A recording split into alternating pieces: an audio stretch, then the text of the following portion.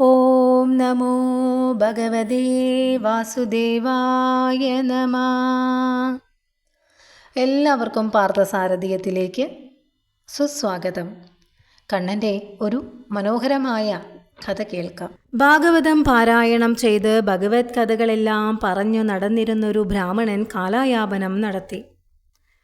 ഒരിക്കൽ അദ്ദേഹം ഒരു ഗൃഹത്തിൽ ഭാഗവത പാരായണം നടത്തുമ്പോൾ ഒരു കള്ളൻ ആ വഴി വന്നു. എന്നിട്ട് പാരായണം നടത്തുന്ന ആ വീട്ടിൽ കടന്നു ചെന്ന് തട്ടിൻ പുറത്തായി ഒളിച്ചിരുന്നു. ആ കള്ളൻ ഇരിക്കുന്നതിന് തൊട്ട് താഴെയായാണ് ഭാഗവതം പാരായണം നടത്തുന്നത്. അങ്ങനെ ആ കള്ളൻ ഈ വാക്കുകൾ കേൾക്കുവാൻ നിർബന്ധിതനായി. ഏതാണെന്നോ ആ വാക്കുകൾ ഉണ്ണിക്കണ്ണനെ വർണ്ണിക്കുന്ന ഭാഗമായിരുന്നു. കണ്ണൻ അണിഞ്ഞിട്ടുള്ള ആഭരണങ്ങൾ അദ്ദേഹം ഏറെ വർണ്ണിച്ചു. കാലികളെ മേയ്ക്കാൻ കൊണ്ടുപോകുന്നതിന് മുൻപ് യശോദാമ്മ ഉണ്ണിയെ വിലയേറിയ ആഭരണങ്ങൾ അണിയിക്കും. ഇത് കേട്ടപ്പോൾ കള്ളൻ്റെ ചിന്ത ആ ബാലനെ തട്ടിക്കൊണ്ടുപോയി ആഭരണങ്ങളെല്ലാം കൈക്കലാക്കാം എന്നായിരുന്നു. മാത്രമല്ല, എന്നും ചെറിയ ചെറിയ മോഷണങ്ങൾ നടത്തുവാൻ കഷ്ടപ്പെടുന്നത് ഒഴിവാക്കുകയും ചെയ്യാം. പാരായണമെല്ലാം കഴിഞ്ഞു. ബ്രാഹ്മണൻ യാത്രയായി. അങ്ങനെ കള്ളൻ രഹസ്യമായി ആ ബ്രാഹ്മണനെ പിന്തുടർന്നു. വിജനമായൊരു സ്ഥലത്ത് വെച്ച് ആ കള്ളൻ അദ്ദേഹത്തെ തടഞ്ഞു നിർത്തി. എന്നിട്ട് ചോദിച്ചു, നിങ്ങളൊരു യശോദ എന്ന സ്ത്രീയുടെ മകൻ കൃഷ്ണൻ എന്നൊരു ബാലൻ്റെ കാര്യം പറഞ്ഞുവല്ലോ. ആ പയ്യനെ എവിടെയാണ് കാണാൻ കഴിയുന്നത്? അപ്പോൾ ആ ബ്രാഹ്മണൻ പറഞ്ഞു, അദ്ദേഹം നോക്കിയപ്പോഴോ ഒരു കള്ളൻ്റെ സകല ലക്ഷണങ്ങളും അയാൾക്കുണ്ട്.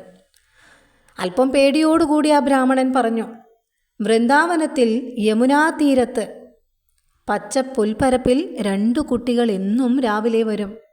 ഒരാളാവട്ടെ കാർമേഘ നിറമുള്ളവൻ, കയ്യിൽ ഓടക്കുഴലുണ്ടാവും. അതാണ് കൃഷ്ണൻ.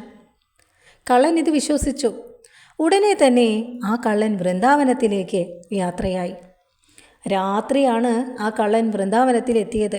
എത്തിയ പാടെ ഒരു മരത്തിൽ കയറി ഒളിച്ചിരിക്കുകയും ചെയ്തു.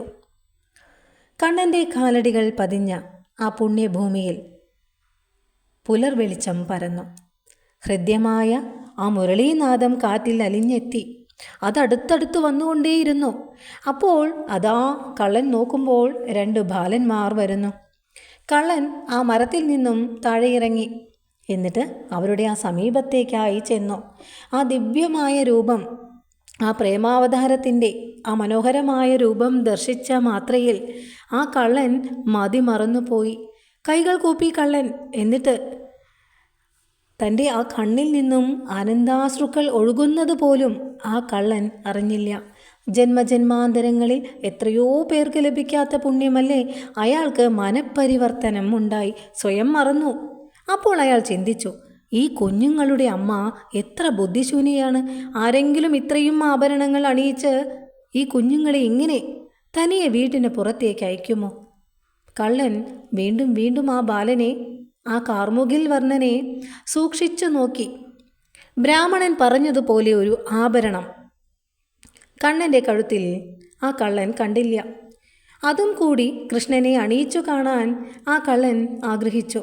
പെട്ടെന്ന് ഉച്ചസൂര്യനെ മറയ്ക്കുന്ന കാർമേഘങ്ങൾ പോലെ ആ ദുശ്ചിന്തകൾ അയാളുടെ മനസ്സിൽ കടന്നു വന്നു. നിൽക്കൂ എന്ന് ആക്രോശിച്ച ആ കള്ളൻ കണ്ണൻ്റെ കയ്യിൽ കടന്നു പിടിച്ചു. ആ ദിവ്യമായ സ്പർശനം മാത്രത്താൽ അയാളുടെ പൂർവ്വകർമ്മങ്ങൾ അവസാനിച്ചു. അയാൾ പരിശുദ്ധനായി. പെട്ടെന്ന് അദ്ദേഹം പ്രേമപൂർവം ചോദിച്ചു, അവിടുന്ന് ആരാണ്?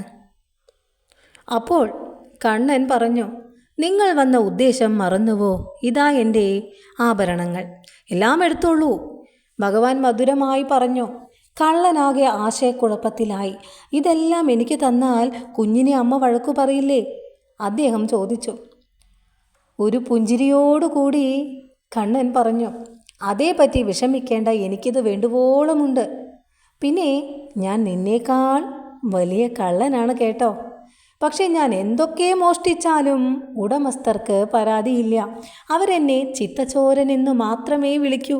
നിനക്കറിയാത്ത വളരെ വിലപിടിപ്പുള്ള ഒരു ആഭരണം നിന്റെ കയ്യിലുണ്ട്.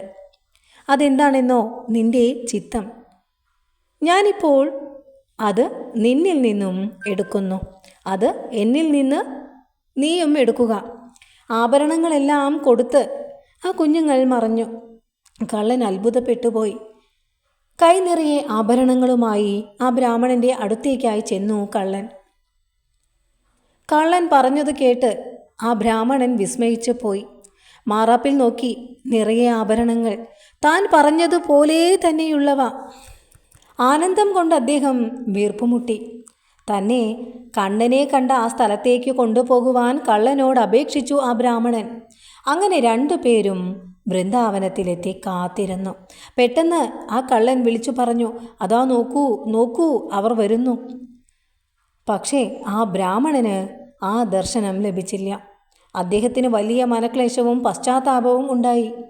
അദ്ദേഹം പറഞ്ഞു, കൃഷ്ണ, അവിടുന്ന് ഒരു കള്ളന് ദർശനം നൽകി.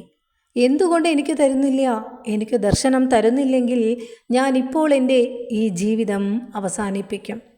അപ്പോഴാണ് അതിമനോഹരമായ ശ്രീകൃഷ്ണ ഭഗവാന്റെ മധുരമയമായ ശബ്ദം മുഴങ്ങിയത്.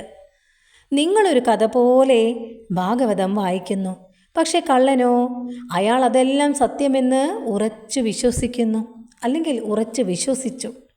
ആ വിശ്വാസത്തിൽ അദ്ദേഹം പിന്നീട് പ്രവർത്തിച്ചു. എന്നിൽ വിശ്വസിച്ച് പൂർണ്ണമായി സ്വയം സമർപ്പിക്കുന്നവന് ഞാൻ ദർശനം നൽകുന്നു. ആ ബ്രാഹ്മണനെ പോലെ പലരും ഭാഗവതവും ഭഗവത്ഗീതയും രാമായണവും എല്ലാം പ്രഭാഷണം നടത്തുന്നു അല്ലേ, സപ്താഹയജ്ഞങ്ങൾ സംഘടിപ്പിക്കുന്നു.